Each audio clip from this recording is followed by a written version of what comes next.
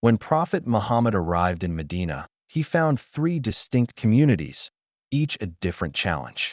Some embraced Islam sincerely, others hid ambitions beneath polite words, and a third group, seasoned in trade and intrigue, wielded power through wealth and influence. Grasping these divisions explains how fragile the new community's start truly was. One group comprised the native Arab polytheists. Many were uncertain, torn between ancestral practice and the new message, and a large number later accepted Islam with conviction. Yet a hostile minority nursed private resentment. Chief among them was Abdullah ibn Ubay, who had almost been proclaimed king after the Buwaydiyah conflicts. The Prophet's arrival dissolved those expectations, and Ibn Ubay's thwarted ambition turned into concealed enmity. Outwardly, he professed faith. Inwardly, he schemed, gathering chiefs and hopeful men who had expected high posts. The third group were the Jewish communities of Medina. Originally Hebrews who fled earlier empires, they had become Arabaized in speech and custom, yet kept a proud Israelite identity. Some looked down on the Arabs as ummi, ignorant, and treated Arab wealth as easy prey.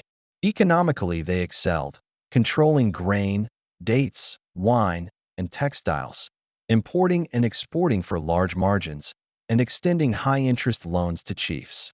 When borrowers defaulted, creditors acquired lands and orchards, steadily increasing their holdings. More dangerous was their talent for intrigue. They sowed discord between tribes, provoked feuds that escalated into prolonged fighting, and then quietly profited while Arabs weakened one another. They sometimes financed both sides, ensuring conflicts continued and their financial interests grew. The Quran records the attitude of some among them who preferred unbelievers over believers despite possessing scripture.